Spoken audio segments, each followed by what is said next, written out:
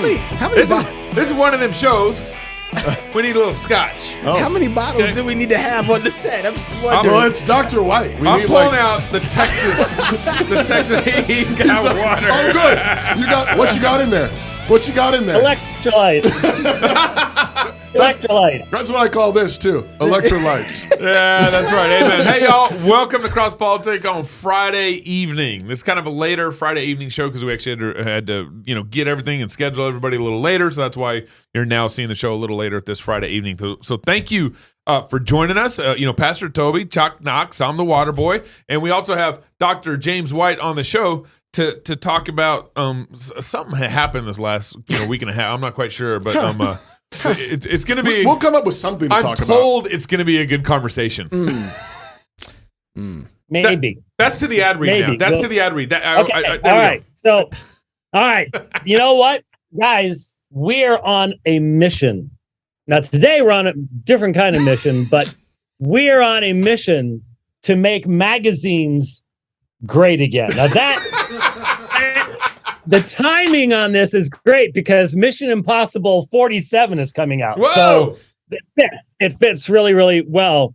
So subscribe to our Fight, Laugh, Feast magazine. You got to subscribe to it or you're not going to be able to read it. No. Because it sort of goes Can't together. even say it. This is a quarterly mini book. I'm not sure anything that would have any article from Doug Wilson in it could be described as a mini book because it's got big, long words. But a mini book like experience packed full of a variety of authors, a real variety of authors that includes theologically driven cultural commentary, a psalm of the quarter. How many quarters could you do with 150 psalms? Never mind. Recipes for feasting, laughter sprinkled throughout the glossy pages. Glossy page. It's not like the Watchtower and Awake, which is just plain stuff. It's boring. This is glossy, okay? Glossy page. Sign your church up. Sign your grumpy uncle up, who's probably a Baptist. And while you're at it, sign up the Pope, Elon Musk, and Russellmore, who will market return to sender and won't even go there. So this magazine will guarantee various responses, sort of like CrossPolitic. And CrossPolitic is not held liable for any of them, and maybe not held liable for the wars that they start either. So I'm just saying, it's a disclaimer.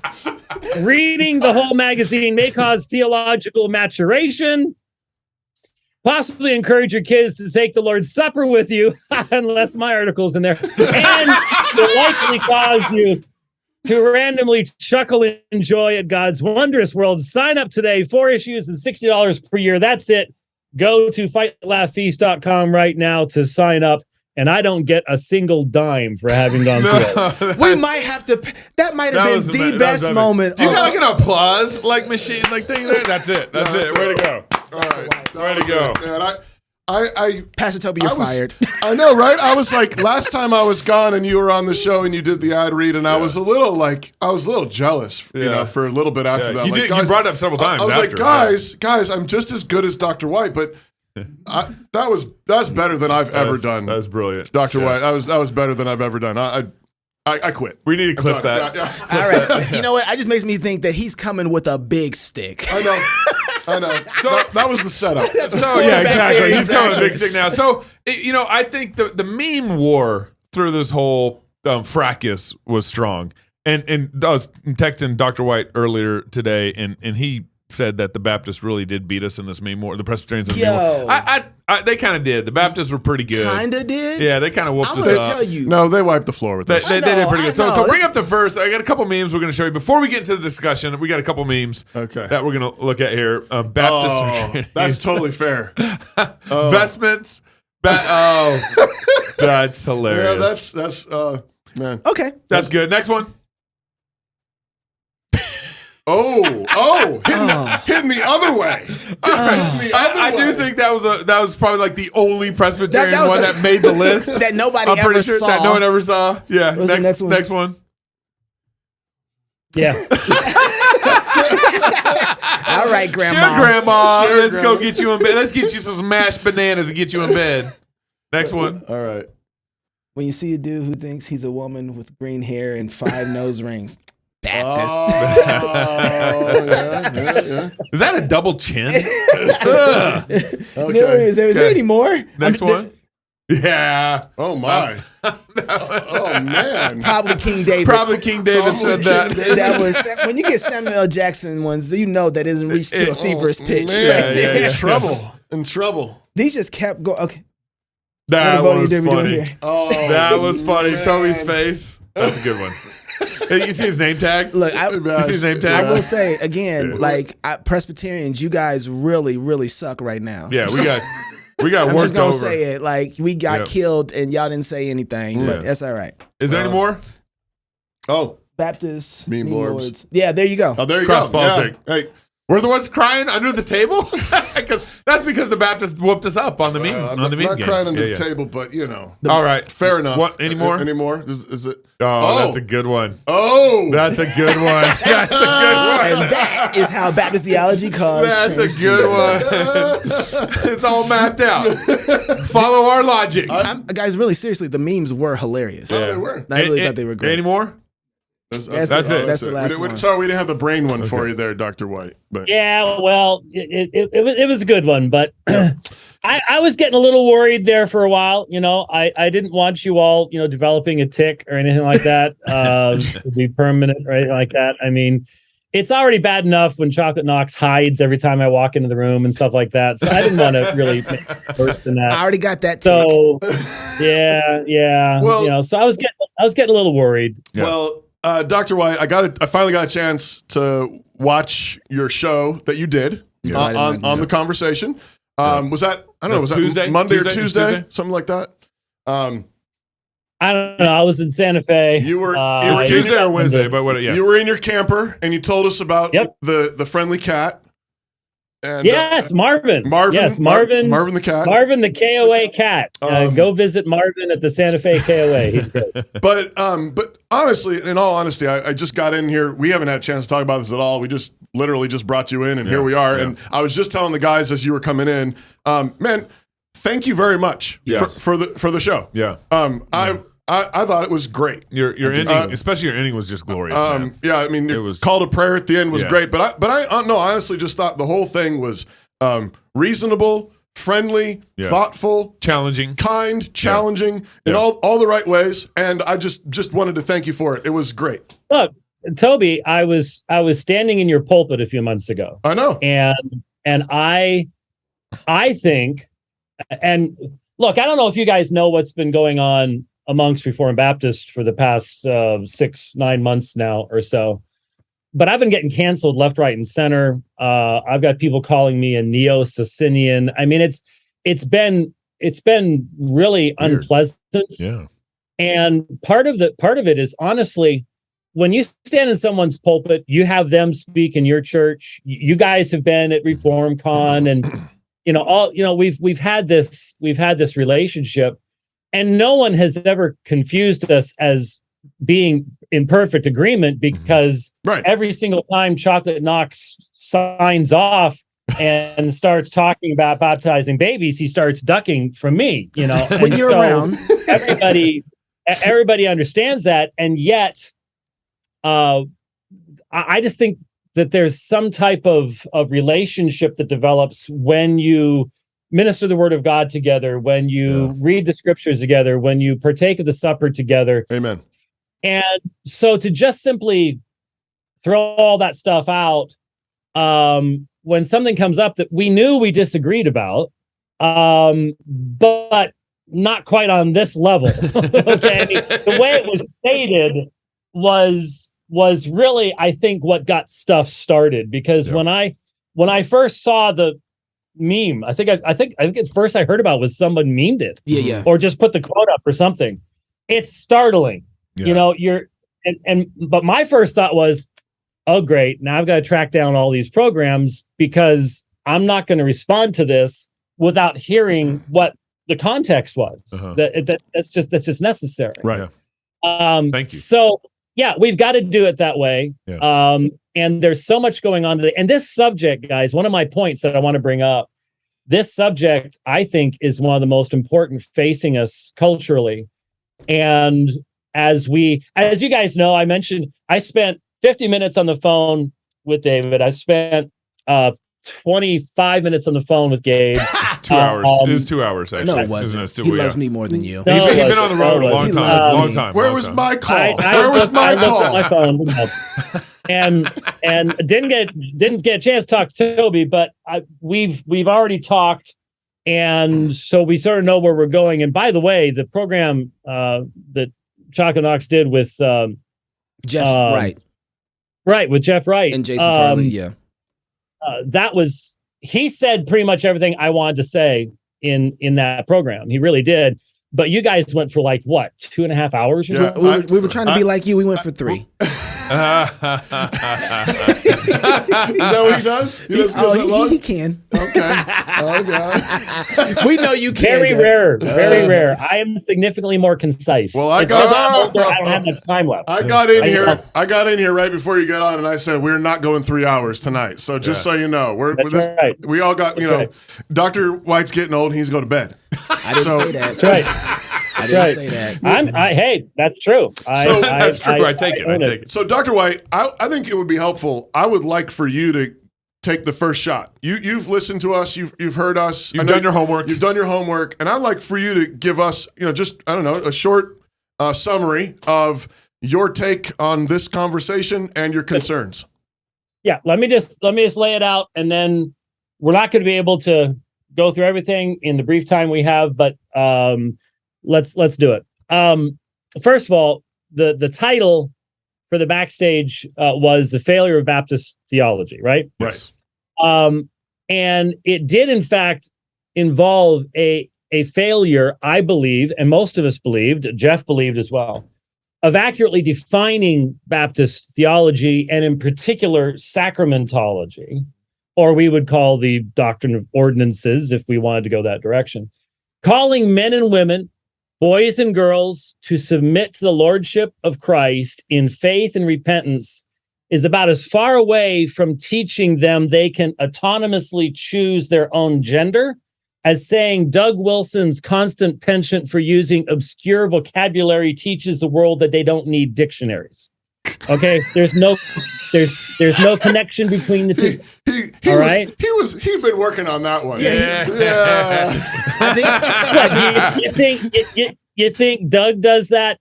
Just off the fly? No, he works on it too. Yeah, he does. And the point being, we do need to talk about what Baptists are doing when they call people to faith and repentance, because it's faith and repentance to the lordship of Christ, which means an entire worldview. I just challenge and must challenge the assertion that there is any meaningful connection whatsoever to any concept of promoting autonomy on people's part that is a part of the Baptist understanding at that point, whether Reformed Baptist or otherwise. Look, there are Baptists that don't even think about this stuff. And there are Presbyterians that don't even think about this stuff. We're not even talking about them. We shouldn't be talking about them. That's point number one. Point number two, this is far more important to me. Yes. Okay, this is more important to me. This is where we look at where we go in the future. Okay, once we get past this and once we hopefully benefit from this and stuff like that, what about the future? The real issue is that we can, and some of us have, clearly identified the central locus of the current sexual revolution and gender insanity, and it is not Baptist sacramentology, not by a long shot. The utterly childish meltdown on the societal level that we're seeing today did not require any errors to be taught by the church. This is something that Chocolate Knox and I discussed. Yeah. It finds its origin and source in the deadly confluence of rabid secularism fed by Marx and all his modern sycophants, Darwin and his deadly naturalism, and plain old hubris and rebellion, where those in sin encourage others to do the same. And so, guys, I did my first debate on same-sex marriage, I think 19 years ago. I'm not new to this area. And I've debated Graham Codrington. I don't know if you guys have seen that. In fact, I don't tell me if you haven't, because I might start weeping. So let's just let me just throw it out there. But it would be fun to see him weeping. I guess. But those aren't the tears you want from Dr. White. I've done 2 debates. I've done 2 debates with Graham Codrington. Graham Codrington is a globally known futurist and public speaker. He's a very, very sharp guy. And I debated him twice in South Africa on homosexuality and gay mirage. These are sharp guys. And so I've been having to listen to them. I was going to ask if Jason was on, I was going to ask him, how many books do you think you've read from the proponents of the sexual revolution? Because they're not fun to read. Mm-mm. I don't know if any of you have read my book, Same-Sex Controversy. Mm-hmm. That was 2001. And I had to read all sorts of books I didn't want to read back then, write that book. And that was 2001. That was 21 stinking years ago. Right. Can you imagine what's come out since then? Yeah. Mm-hmm. And I've had to keep up with much of that stuff. And it's spiritually destructive. I'm going to tell you something. It's spiritually destructive to have to read this stuff. But the point is, I know where these people are coming from. I know what the background and the form of their argumentation, the worldview and everything else. And we need to be, you want to teach our children, you want to communicate to our grandchildren. Now that's all I'm talking about these days, grandchildren. Right.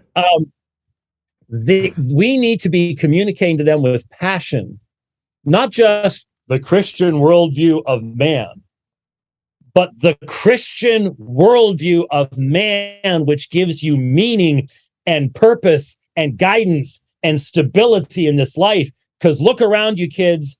You see people destroying their lives right, left, and center. You know why? It's because they don't have a foundation to stand on. Mm-hmm. And that's what we've got to be communicating with passion. And the only way to do that is to know the real motivations for transgenderism. Mm-hmm. And it's not a communication because of some American Baptist understanding of autonomy. Mm-hmm. It is the whole worldview of Marx and Darwin and secularism that turns them into bags of fizzing chemicals. Mm-hmm. That's where it's coming from. And if someone really wants to make the argument, and if you guys want to, go ahead, but if you really want to make the argument that me as a parent, thinking about my kids, me as a parent saying to my kids that they need to bow the knee to the lordship of Jesus Christ and everything that meant. That means an entire worldview. That means he's your creator. He gets to define who you are. He gets to call you to whatever he wants to call you in this life. At Apologia, when we do baptisms of younger people, okay, Jeff or myself will ask the young person. Mm-hmm. Well, when we're baptizing an adult, we'll ask specific theological questions about the deity of Christ, resurrection, issues like that. When you're talking to a younger person, one of the things that I've picked up from Jeff that I really like is, instead of using terms like, do you believe in the lordship of Christ? Does Jesus get to tell you what to do? Yeah. And it's like, yes. That's what he is. Is he your boss? Yes. Yes. He is Lord. He is boss. Right. You're using that kind of language. So that's what we're calling people to. The idea that communicates to them, oh, I can get to choose whether I'm a boy or a girl, taken into the secular perspective, is simply not even grounded in reality. And that's what made most of us just sit back and go, whoa, wait, and I tried to listen with some level of a compassion, I guess, to try to understand. But it still just left me going, nah, come on. There needs to be some serious rethinking of this assertion. So there you go. Dr. White, one couple follow-up questions. One is, have you read Carl Trueman's book, The Rise and Triumph of the Modern Self? And what did you think? I mean, obviously, the background of continental philosophy and everything else is useful and helpful. I would like it to have communicated with a little more, a little less history and a little more passion. Okay. One of the things that I found helpful in his book that I'm curious about is he talked about the whole idea of I think he called it a social imaginary. Just this notion that ideas, it's not like teenagers are reading Rousseau or Marx or Darwin and then saying, you know what, I think I'm going to change my gender now. What happens is that you've got these ideas and they seep into the water of a culture. And in such a way that what he described is, he says it makes certain things seem plausible. So that the idea that somebody, I think he says earlier on in the book, if somebody told my dad 50 years ago, I'm a boy trapped in a girl's body, or I'm a girl trapped in a boy's body, no one would have a category for that and would just think, this guy's crazy, take him off to the crazy house. But he says these social imaginaries are things that they just ways of thinking that we don't think about that create sort of plausibility structures. Does that resonate with you? Do you think that does culture work that way? Well, our culture is becoming less and less complex, to be honest with you. Sure. I mean, our culture is becoming permanently childish. Mm-hmm. The idea of reflection, the idea of critical thought is we are now emoting rather than thinking. And right. So I'm sure you've read Abigail Schreier's Irreparable Damage. Yeah. Familiar with Yes? Familiar with it. I haven't read it all. Yeah. Okay. And I listened to it on Audible. I have told everybody, if you are a parent, you must read that book because it is, I mean, if Amazon wants to try to get rid of it, there's a reason for it. The point is that she documents that this movement is not even 10 years old. It really isn't. I mean, homosexuality, gay mirage, sure. But transgenderism, this concept, have there always been cross-dressers? Yeah, okay. The idea of sexual perversity in that area, fine. But 13-year-olds getting double mastectomies, giving poisonous puberty blockers to 8-year-olds. This is brand new, and it could not exist without TikTok and YouTube. And the vast majority, especially of young women who are experiencing this desire for testosterone, this happened fast, and it utilized social media, and it's tapping in to the collapse of the family. And I don't know how a social imaginative really expresses the purposeful confluence of the educational system,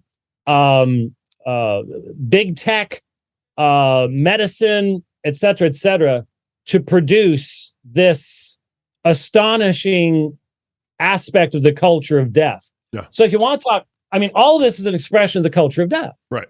All of this is rebellion against, Jesus said, I'm coming, they might have life. So what do you expect rebels to do?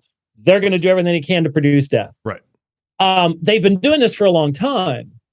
And I just don't know if the cultural imaginative format can explain the speed and the effectiveness of the social media production of transgenderism as we are experiencing it now, and as it is literally destroying mainly young women. Oh. There are young men that, they get chopped up and everything else, but I'm not sure what the percentages are, but I think it's about 80-20 if I recall correctly. Wow. Well, and I think part of, if I walked into Corinth or some pagan nation, Corinth.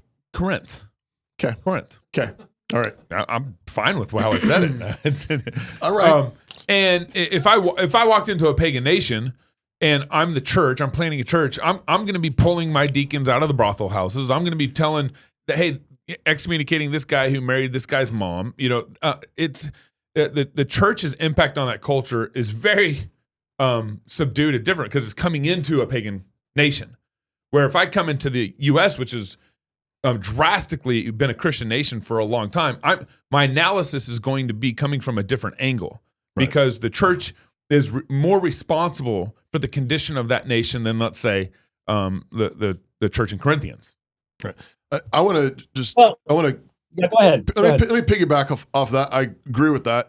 I want to say a couple things. First of all, the way you describe baptism, Dr. White, I want to be really clear that I have never once thought that anything we were trying to communicate was saying that the way you describe baptism has anything to do with the transgender crisis. So let me just, I've said that a few places, but I just want to say it again. Submitting to the lordship of Jesus Christ is just the opposite.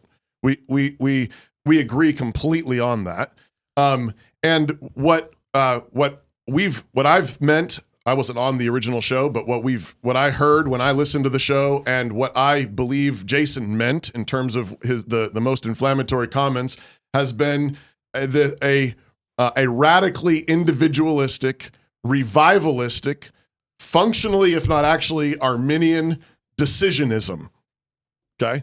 Which is the opposite of the submitting to the lordship of Jesus Christ. And in this sense, Knox and I said in the follow-up show, even the Presbyterians are Baptists in this sense, where they make everything about I think Carl Trueman uses the phrase turning institutions and ceremonies that used to tell us what we're supposed to be, turning those things into platforms for self-expression. I think that, and so that's the first thing I would just say. I think that's what I've meant all along. I believe that's what Jason meant. That's what I think all of us have meant. And so I think modern evangelical is another word that a lot of us have used to describe the disease in our country, modern evangelicalism. And again, I would say, which has been vastly Baptistic, but I'm not talking specifically about the notion of credo baptism. I really am not. But what I'm saying is popularly, many people have said, this is the place where you express emotionally and experientially sort of your sacred self. And Jason actually said that in the show too. And I would say, despite a good bit of pushback, there have been a number of Baptists who said, that's exactly the church I grew up in.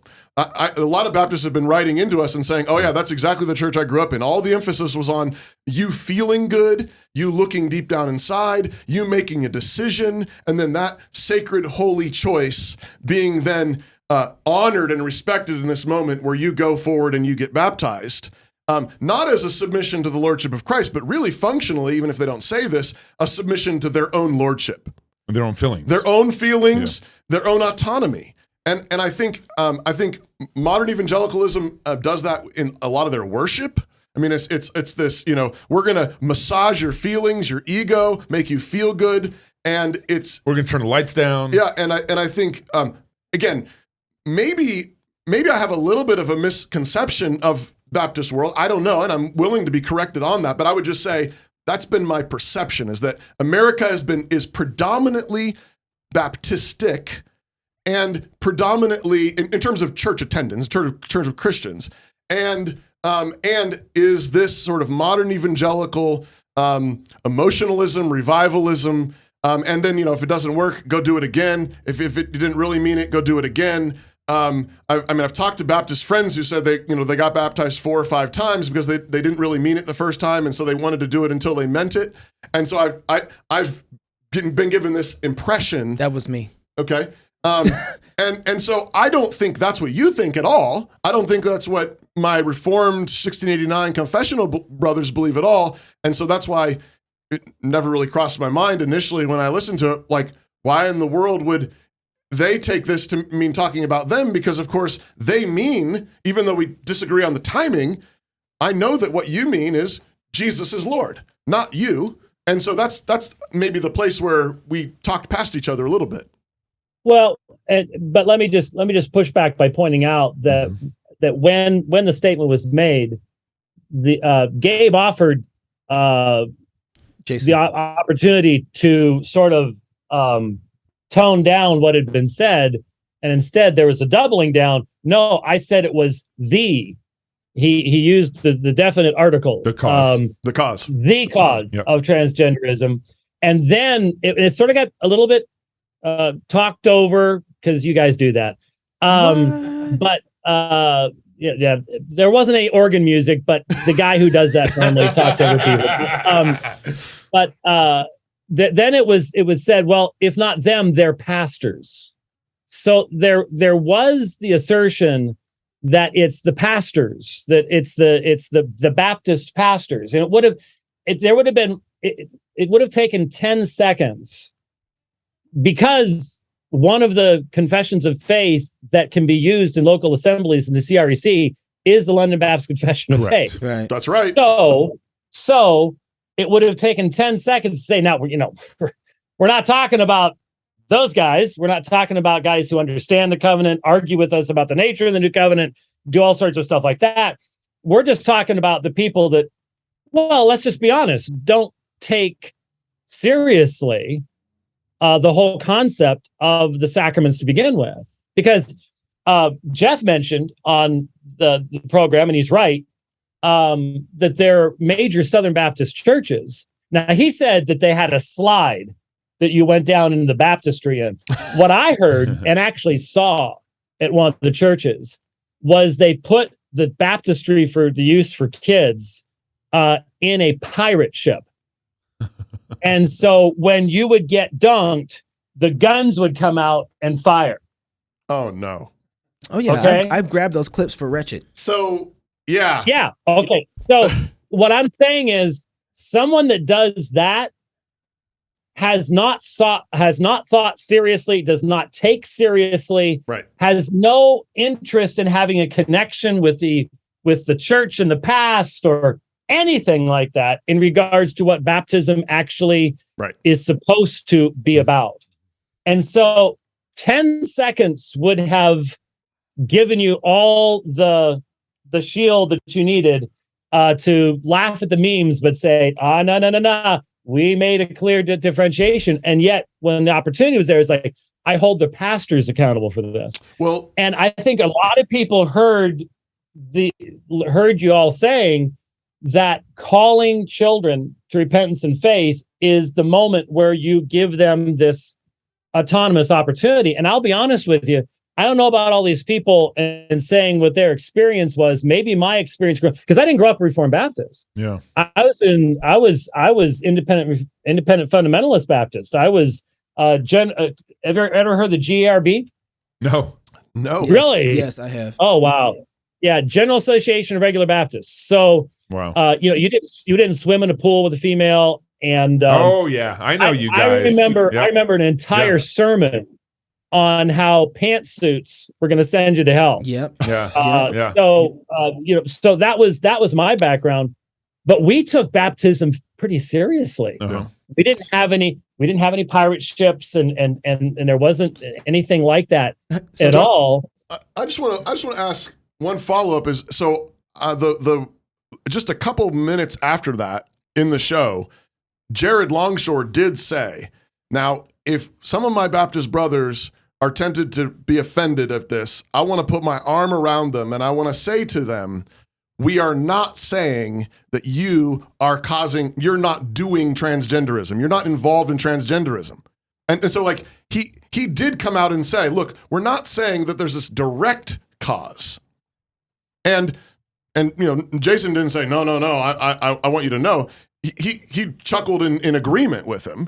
And the whole conversation around it was, again, talking about, I would say, this radical individualism versus this more covenantal thinking and the driving the wedge between an identity that God sovereignly gives, or an identity that individuals choose for themselves and make for themselves, and that is what's being honored and made sacred. And now this allows us to touch on something that I think a lot of people, I don't know if you've seen it, but there's been a secondary surge of social media pushback, and it's pushing back against people like myself who aren't just simply doing the nuclear option and cancel your Canon Plus subscription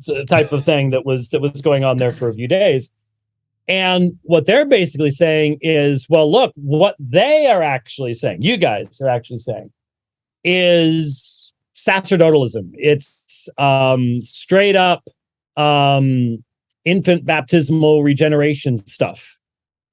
And I'm sitting here going, okay, look, it would be helpful in this situation if we clarify what we think baptism actually does. Because, okay, let's say, I'm still utterly unconvinced that even if all the Southern Baptist, well, not Southern Baptist, but all the Baptist and Southern Baptist churches in the South were doing this is your opportunity to express your real self idea of baptism, which I'll be honest, I'm not going to say it doesn't exist, but I've just never heard it expressed that way. Yeah. Well, I grew up in Dallas, and all my Baptist friends went through that process.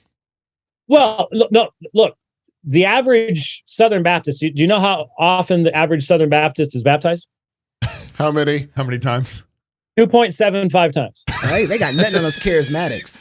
How many times have you been baptized? At least five. Oh my gracious! Wow. And my sweet grandma's been baptized 5 or 6 times. Wow. And it's almost always the same pattern. You get baptized. We'll call it an almost infant baptism. You're the early one where they can barely see your head in the baptistry. Then you're on some youth retreat at 13, 14 years of age. Mm-hmm. And I now I'm getting serious about my faith, and I really wasn't serious back then. You get baptized again. And then your 0.75 is the people who finally mature at age 25 and go, I didn't have a clue what in the world was going on back then. I had no idea what any of this meant. Yeah. And so you get baptized again. So I get that. Yeah. Because that's just the facts. That's the numbers. But still, even in those situations, I've just never seen a situation where, and again, maybe I was just in better Baptist churches, but where it was like, this is your self-expression type thing. But that aside for a moment, a number of statements have been made in regards to what baptism actually does. And this will always be my grave concern. What was my, you guys know when I first met Doug? Was this your debate with him? The Catholic debate? Yes. Yeah. Yes. 2004. Yeah. And this was our Catholic, my brother's debate is what it was. Exactly. Yep. Uh-huh. And what was the background of that? It was the Federal Vision stuff. Right. Mm-hmm. Now, I took and continue to take a tremendous amount of heat and criticism because from the Auburn Avenue conference, what year was that? 01? Yeah, I think 02? 01? 02? 01 or 02, right in there. Yeah. It was somewhere after we survived Y2K. Yes. Thankfully. Yes. And that was the title of that conference was Federal Vision Conference. Yeah. Right. Okay. So from the beginning, when I listened to all those presentations as a relatively more younger man back then, I had to differentiate between the various speakers because I could tell that they were at different places in a spectrum. And I always saw Doug in a different position than many of the more radical proponents of the position. Yeah. And as you know, he has disassociated with the terminology. He and I have done a sweater vest dialogue talking about justification and faith and grace, and election and all the rest of this stuff. But the big issue comes down to, what does baptism do? And I think a lot of people were basically hearing that, well, baptism marks you out. And that's why we're not bringing this criticism against ourselves. You brought criticism against Presbyterians for all sorts of bunch of other things. And by the way, you keep bringing up Revoice, and I sit here going, I struggle to see how you guys are in any way, shape, or form even connected with. Oh, that's another anything. conversation. Yeah. That's another easy conversation. for me, but go ahead, Doc. We wear robes. So anyway. Hey, can I just fit something in there real quick, Doc, and I'll let you keep going. I just want to fit inside there that there actually was, especially in the backstage, I said to Jared, so if I just start baptizing my babies, that's it. And he said, to both Jason and Jared, they said, no. because there is this point where it's like, just because you do these things, it isn't like us. They didn't say it like this, but I'm verbalizing it like this. It's not a vending machine. You don't just do it and it happens. It's not ex opere operato, to answer your question. It's faith. So you heard me. You heard on the program. Yeah. My guys, I have seen ex opera operato sacramentalism destroy men, their ministries, their families, denominations, and I hope you hear my heart. There is a temptation toward externalism, yes, even amongst the Reformed. yes, especially amongst the Reformed and our liturgy and all those things. We can present the outside of the cup really well in our denomination. Okay, so if we are going to, I think Doug and I probably agree, and I think hopefully, I'm not sure where you guys are on this. We've talked about it on the program before. I could see some dark times ahead. Oh yeah, yeah.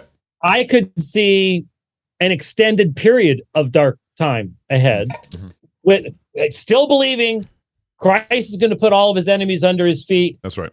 But we, at the same time, might still be in the early church. Yeah. And if we are, that means there could be some really challenging times right ahead of us. And I'm just simply saying, it is going to be our dedication to the absolute freedom and sovereignty of God's grace in the salvation of those whom he chooses. Amen. That is going to be that and an absolute confidence in the word of God, absolute acceptance of its ultimate authority. Those are the only foundations that are going to last and provide us the foundation for rebuilding after all this mess collapses. Amen. And the acid that can destroy it is any form of sacerdotalism. Any form of it. Hey, I'm with you. If you have, I don't know why you're not playing the organ for Dr. White. Trying to find. Where is the organ? So, Doc, I just want to say a couple. You're not even wearing a suit. You're not even wearing a suit. I know. I usually am. Well, because I wore the Fight Laugh feasting. I'm better dressed than you are. I am better dressed. Sacerdotalism. Hey, look, he's got that cross on and everything. Are you trying to looking kind of papist over there? Hey, hold on. It's a Navajo cross, by the way. One controversy at a time, people. One at a time. So, Doc, actually, it's funny because I think Jason's not here. He's actually in Texas trying to make money and stuff like that. He would love to be here and love to talk with you, I'm sure. I want to set that up. Maybe a Knox Unplugged, a 3-hour conversation. That would be awesome. Is that a yes? 3 hours? We're live right now. Do you have enough Depends and Geritol? No, the question is, Doc, do you have enough Depends? That's what I meant. No. 3 hours is a little long. No. Whatever time you want to go, we'll let you go. Good. But seriously, you're welcome. I would love to have you come on Knox Unplugged and work through more time and details and work through this a lot. But what I want to say is that was actually the whole point that Jason was trying to make in the backstage. He was trying to push to Psalm 8 to say Psalm 11. Psalm 11. Thank you. Psalm 11. Like, what do we do when the foundations are destroyed? What do the righteous do? Yes. Look and say, Lord, judge me. Run to the temple, judge me, and find if there's anything in me that is causing or the act of this, and then save us. Right? Yeah. That we are in trouble. And so I don't think that Jason would disagree with anything you just said, Pat, right there. And also, I want to bring this up. Jason was inside of the Fight Laugh Feast Fam app, which I'm sure Dr. White has, so he's already seen this, right, Dr. White? He's downloaded our app. At my phone. I'm actually concentrating on what you guys are saying. I'm not looking at my phone. Yeah, this is yesterday I found this. So okay. I was listening to you. He said, what I meant was that the radical individualism of modern evangelical Arminian relativistic non-covenantal seeker focused Baptist denominated but not solely credo Baptist therapeutic learning American Christian church without the brakes installed, breaks being the spirit and the word in our tradition, leads to the movements like the transgender movement. God yanks the leash when when we make errors in certain directions. And one of the ways that God yanks the leash is that he lets some of our neighbors go all the way in that direction. Okay, so now I know that you might not agree with the ending result of it, but at least there's some details of clearing up what he's meaning by what he was trying to say. If that had been said originally, we wouldn't be sitting here, and all those memes wouldn't have gotten produced. Which would be a real bummer. I'm just saying. It would be a real bummer. I wouldn't have got 15 minutes with you. But I still push back on.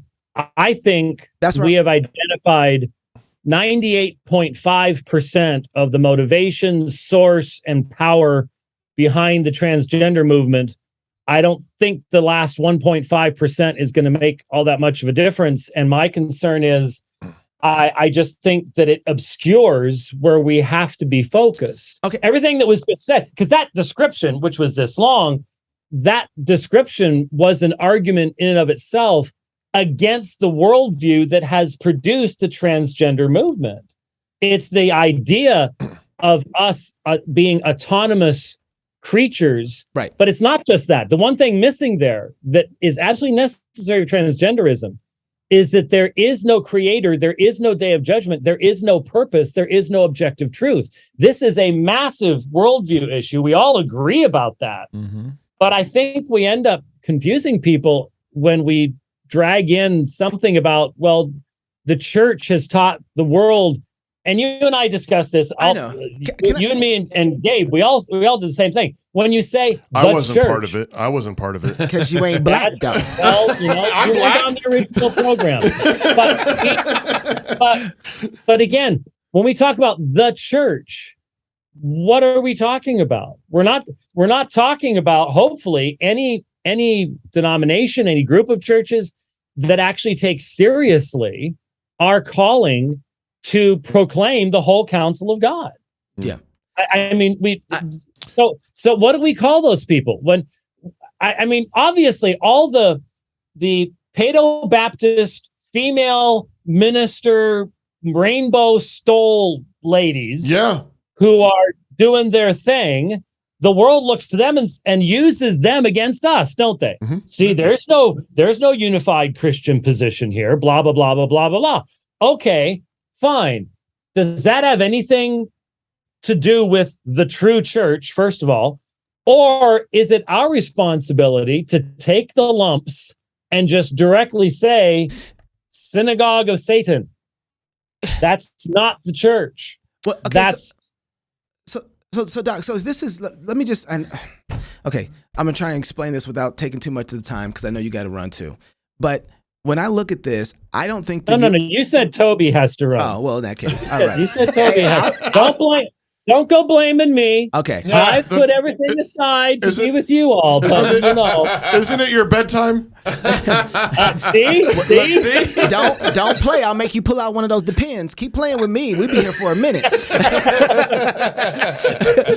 No, but I don't think the universe is random. I don't think it is random at all. I think that, so when I see something, I'm going to start first with me and my family. When I look at my children and I'm seeing my children engaging or what did you say? You're going to get me on something. I didn't say anything, but I was listening to you saying this to Jeff. Okay, so I won't earlier today. Right. So I think that there's a reality to that. I also think that there's a reason that judgment starts in the house of God. I don't think that it's random that it does. I think that there is an outflowing from the house of God that has taught the pagans how to blaspheme. Right. So that's why they had to wait a minute. Help me out here, because one of the thoughts that I had was we're supposed to share a reformed anthropology. Okay. Mm-hmm. So why would an unregenerate God hater need to be taught? Now, look, when Israel profaned what God told them, their neighbors looked at it and said, "You're hypocrites." Okay, that's fine. But God never blamed Israel for starting the worship of Baal. He blamed Israel for collapsing into the synchronistic worship of Baal. But he never said, "You started this." No, they started it. Doesn't the scriptures? It existed before they came in. But doesn't the scriptures say that the pagans blaspheme because of you? Right, because but that wasn't all their blasphemies. They were blaspheming the name of Yahweh because his people did not live consistently with Yahweh's commands. But that had nothing to do with their child sacrifice. They didn't start Moloch worship. They didn't start the Baal worship. That the pagans don't need us to teach them to profane. That's what I don't understand here, is to say, well, it's the church has to teach the culture how to screw up God's creation. No, they do that. In fact, if what we're seeing now, in my opinion, I don't know what you think about this, but in my opinion, what we're seeing in our culture right now is the withdrawal of the hand of restraint on man's natural evil. Yeah. That's how the judgment is coming on a nation that used to be a strong Christian nation. But and also a in godly Ezekiel, nation Ezekiel, Ezekiel says, you Israel, you Judah have taught Sodom and Gomorrah a thing or two about how to disobey God. And he lists actually some other nations there too, not just Sodom and Gomorrah. And so the church. What do you think that's saying? Do you think that's saying that Israel is incredibly sinful and that's why judgment's coming upon them? Or is that saying that Sodom and Gomorrah hadn't been able to think up enough sins, but now, and obviously this is meant poetically because Sodom and Gomorrah didn't exist when Ezekiel was saying these things. Mm-hmm. But the point is that just as Jesus said Sodom and Gomorrah would have repented long ago in sackcloth and ashes, that's a condemnation of the people who claim to have all the light. Right. My point is this idea that we have to teach the pagans how to pervert God's creation. That's not that doesn't follow from what's being said. No, but I think no, that's fair. But I think what we're saying though is, so there is I guess what I would say back to earlier when you were talking about just exactly how fast the transgender movement has gone. I think you're absolutely right. It's insane. And it's going 100 miles an hour as opposed to what it was and before. I agree with you completely. This is the withdrawal of God's gracious restraint, and it is his judgment. It's his turning us over. But I think the thing that what we're trying to say is, I think before that, I think there is a restraint both from God, but I think it's also sociologically and politically in cultures, when God's people are under God's blessing, it has a kind of blessing on the nation around them. The culture around is they're still bad. They still blaspheme. They still sleep around. They still do things that are bad. But when the culture is centered around God's people and they're under God's blessing, it has a restraining impact on the evil. There's still evil out there. Let me finish the sentence real quick. Let me just finish the sentence. So then what happens though is, I think when God's people then turn away from God, judgment begins with the house of God. God begins to turn his own people over to their sins. And so you get lesbian Eskimo bishops. And then when you get lesbian Eskimo bishops, the world says, hey, look, they're the people of God. Now, I'm not saying they think this, but I think effectively they see there's no fear of God even before the people who claim to love God. Hey, let's go. And I think God lifts the restraint, and then the pagans go 100 miles an hour. Maybe and that's what Jason Weave said. Ordinarily, I think when God's people are under God's blessing and under the fear of God, the pagans, they're doing paganism at 40 miles an hour. Like, they're still doing paganism. They're still doing bad things, and no one needs to teach them to do bad things. But then when God's judgment falls on the people of God because they're being wicked, I think that has even more repercussions, and I think that speeds it up to 100 miles an hour. I think that's what turns on the TikTok and the YouTube phenom and little girls getting mastectomies.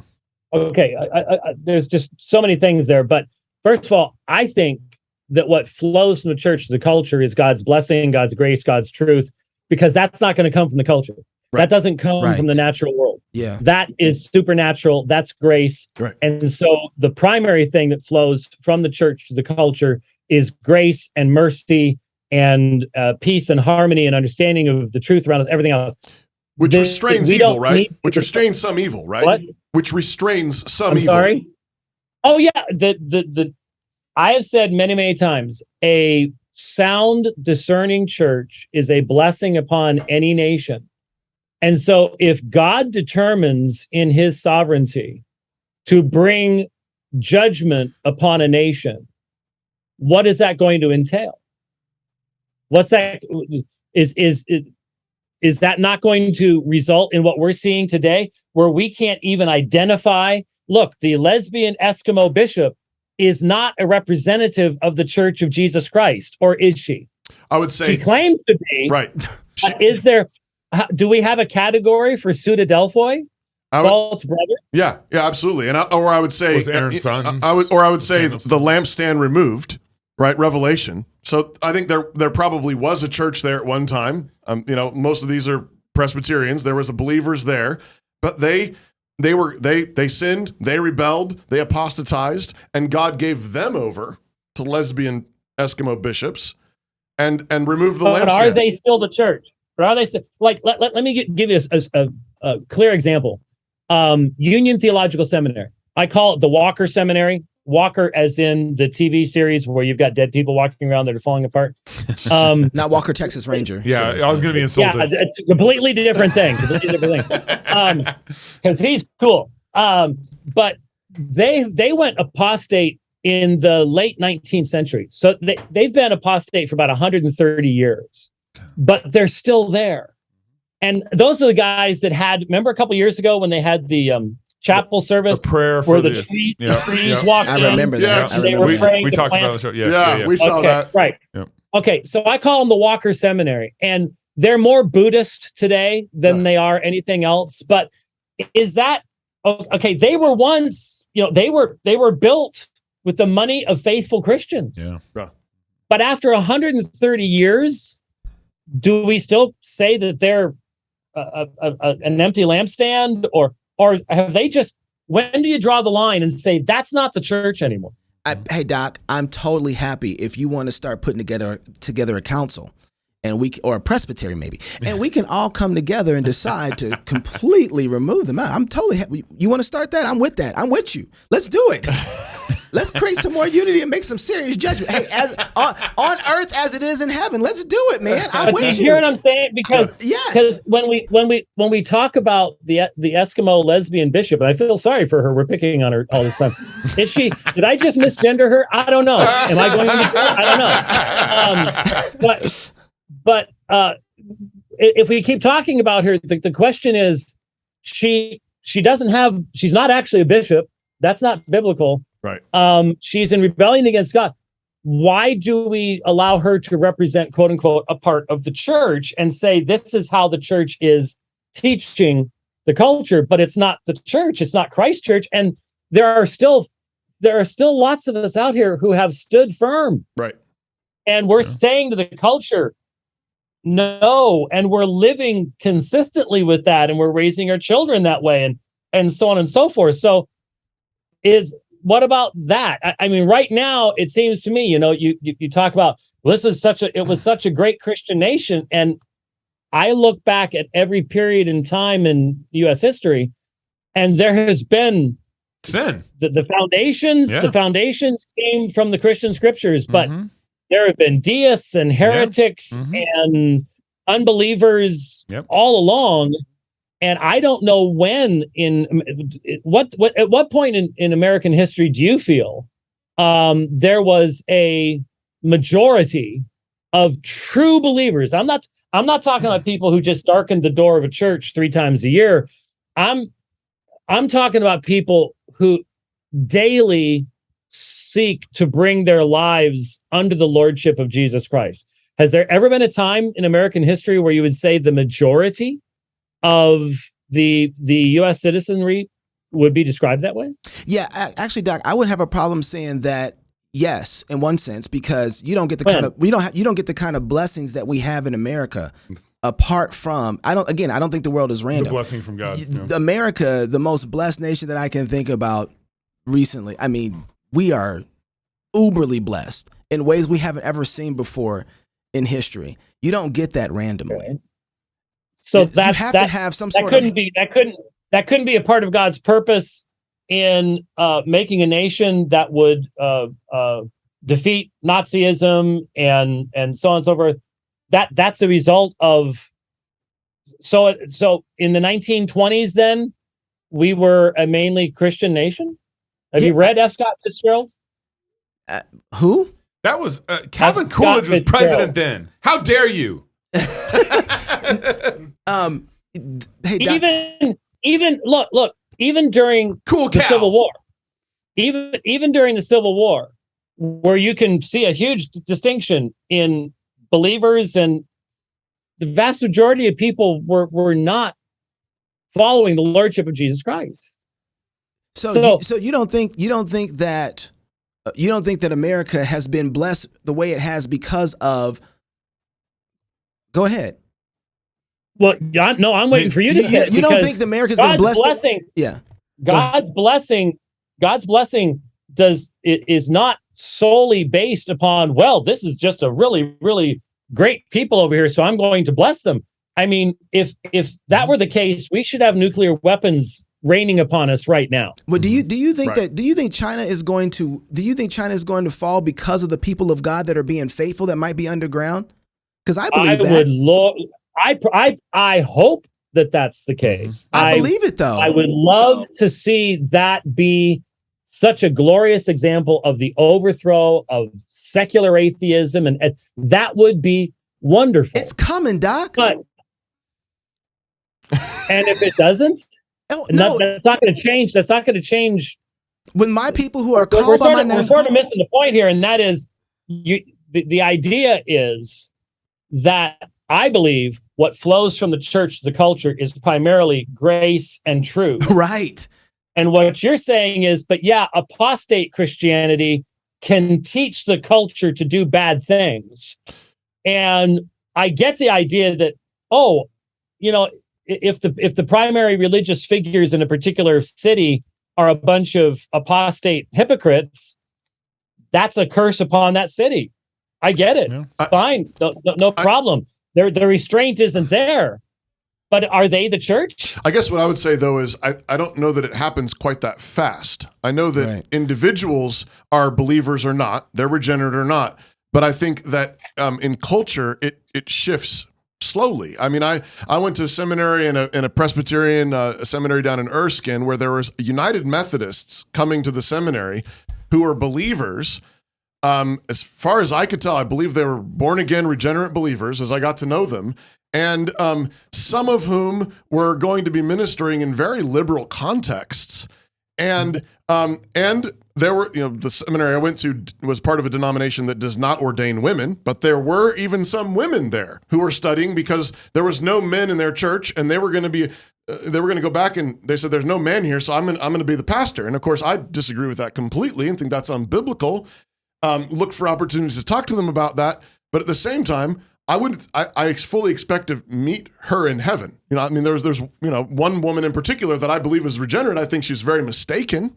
But there's things like that though, where you can have regenerate Christians who are making pretty massive mistakes. You could have regenerate Christians To influence the culture. who start embracing Darwinism. You can have regenerate Christians who start embracing Marxism. You can have regenerate Christians that start embracing Romanticism and so forth. Now, at some point down the line, I do believe the lampstand's taken away. They apostatize. They're not in the faith. And yeah, I'm not blaming them, but I think, except for just the general way in which they're influencing their neighbors. But to the extent that churches are the light of the world, and there's a possibility of having that light put under a bushel, to the extent that the church is Rebellious. the salt of the earth, and that salt can have greater or less savor, I think that does have an impact on the culture around you.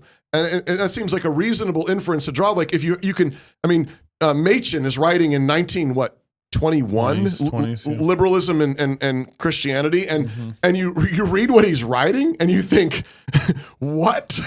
And so many of the people he's fighting, I'm expecting probably a lot of them went to heaven. They probably were regenerate, but were very, very confused about modernism. And he's fighting the good fight, calling them to repentance, telling them, no, the authority of Scripture matters, the virgin birth matters, the substitutionary atonement matters.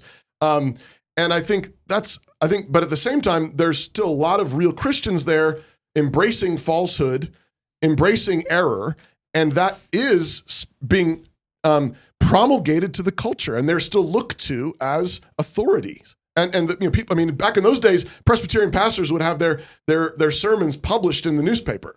People were looking to them as moral guides, and those moral guides, the pastors, are saying, hey, it's okay. You can believe in Darwin and the Bible, and have a slave, and you can have a slave, and and you can, and you can divorce your wife or whatever. And it's like there was error creeping in, even among those who really are regenerate, and they're going to get to heaven and find out they had a lot of things wrong, just like the rest of us, but really wrong. And I think that really does flow out of the church.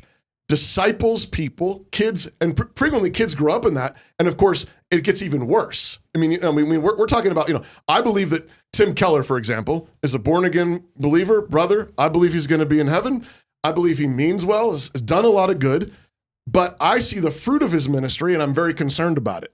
And I think you see a second generation, you see a third generation, and what begins as watering down to reach the masses or whatever, I think it's watered down even more. And second, third generation, you are apostate. And, they start with interpretive dance in the offertory right now. And I don't know how you don't end up with revoice. We're over time, but let me just ask you, if God chooses to bring judgment upon a nation, is it in his purview and authority to contract the church during that time of judgment?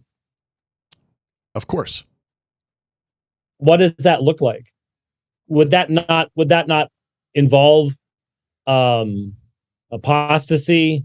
Would that not involve small faithful congregations remaining faithful against a cultural flow the other direction?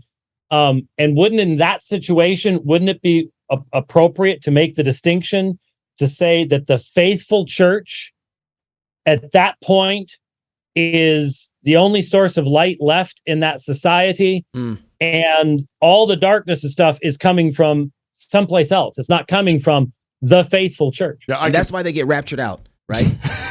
No, you know what I'm saying? No, I do understand, Chocolate, that you have some confusions in your past. Wait till I start speaking in tongues. 5 baptisms, so I absolutely can't imagine that situation, Dr. White. I absolutely can. I think in this situation, I guess what we're saying though is I don't know that we're there yet. I think that very well may be in our future. That I agree with you. I think things are getting dark. I think they're likely to get darker before they get lighter. Nevertheless, I think I look back and agreeing with my brothers here, I think I see. I don't know history well enough to tell you there's a point in time where the majority were faithful, regenerate Christians. But what I would say is I think there have been times in America's history and in the Christian West broadly in which the central cultural leadership of the culture really was regenerate Christians. I think there have been times where the leadership of the culture has been regenerate Christians. Maybe, I don't know, full majority or not, but I would say that's part of what God's given us in this land. And I think what we're saying is that inheritance has been squandered. And that inheritance has been squandered, and God has judged his people, and he's turned us over to madness. And in turning us over to madness, has turned over the world to even greater madness at a breakneck speed, because judgment begins with the household of God. Mm-hmm. When the salt loses its savor, it's good for nothing but to be cast out. When the light of the world goes dark, then it's dark. It's really dark. The dark is very dark, Jesus says. But there's always light in Goshen. But there's always light in Goshen. Dr. White, I want to give you the last word. Go ahead. Okay, well, can we agree that if in the original program, the lengthy description that you gave from Brother Farley, when you read from the post from the app, that if that had been clearly enunciated, you might be doing a Friday evening CrossPolitic on a completely different subject. Could we agree that yes, if that had that level of clarity? But it wouldn't have been nearly as fun. You wouldn't have called me for 50 minutes. We wouldn't have had you on here reading the ad for the magazine. all this good We stuff. wouldn't have had any of this. And you know what, Dr. White? We wouldn't have been able to. Look, Toby needs some ad copy instruction with the blood thing. That's good. He's not going to let that go. Your advertisers deserve the best, don't you think? That's true. Yeah, that's the. Well, and I think that's the harshest thing he said. That's true. And Dr. White, I would go one step further. When our show is kind of like walking into a bar with three Presbyterians and their friends. It's not a systematic theology show, and so I think we can be sloppy in how we communicate on and define things sometimes. I think that's possible, and I think it happened here for sure. I don't have a problem with that. As long as you don't mind these coming out, as a result, come on. I would just say 20 years ago, I don't think you ever would have done that podcast the way you did it on Tuesday night. I think you would have been far harsher with us and less gracious. Why are you starting Whoa, stuff? I'm just saying. Are you saying Dr. White's getting soft? Because you were a brass knuckle fighter back in the day, brother. What are you and trying those to say? swords, All right, those swords would not have stayed on. All right, I'm just going to turn off his mic, Dr. White. Dr. White, don't hurt yourself, please. We need you, man. What we about to go through, we need you. Wow, Gabe, come on. Damn, bro.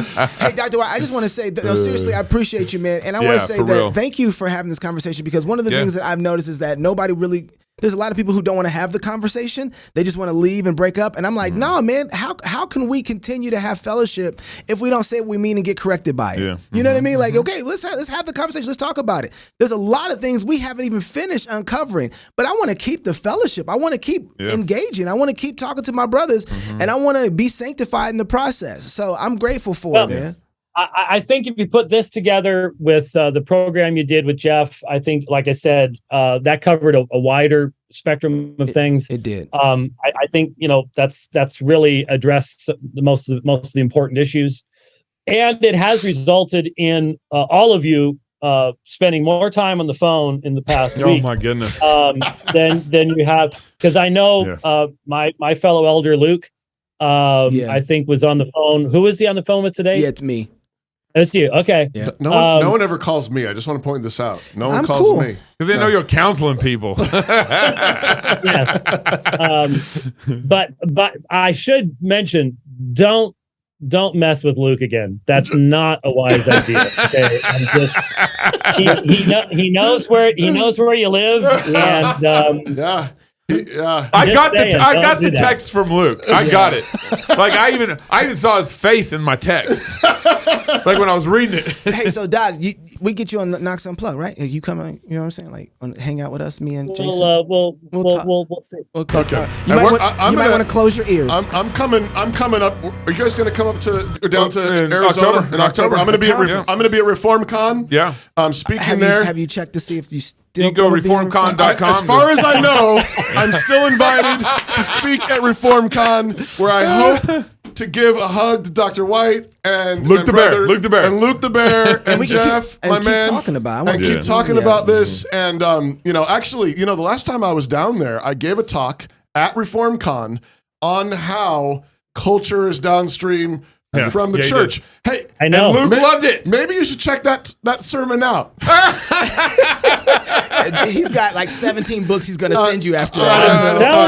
I'm telling you, you're going to have to face Luke directly, bro. I'm going to do that. I'm going to do that. And I'm going to love it. But love you. We really appreciate you, sir. Thank you very much. Might want to close your ears. Thanks, guys. If you're single, get married. If you're married, have kids. If you have kids, go baptize them. Not in front of Dr. White. Until next week, love God with all your heart, soul, mind, and strength. Love your neighbor as yourself. Go fight, laugh, and feast. But Doc, if they're baptized, you take them into membership, right? We're breaking up. What? We're breaking up. Home. It's where you build your legacy, where traditions are started, seeds are planted, meals are shared, and stories are told. We are Chris and Natalie Carpenter, owners of Story Real Estate, and our team of top agents helps people find homes in Moscow, Idaho, and around the country. Have you thought about a move? Contact us to get connected with a top agent who shares your values and puts your family first. Or reach out to us about our Moscow relocation guide. Wherever you're looking to go, we can help you find home. Call us at Story Real Estate or visit us at storyrealestate.com and start building your legacy. Hi, I'm Robert Borton, CEO of Classical Conversations, the world's largest classical Christian homeschooling community. I'm launching a new podcast, Refining Rhetoric. If you like CrossPolitic or just listen to hear what crazy stuff they're saying today, you will enjoy Refining Rhetoric. You can find us on your favorite podcast platform. I practice the 15 tools of learning by interviewing great guests, looking at current events, and talking about cryptocurrency.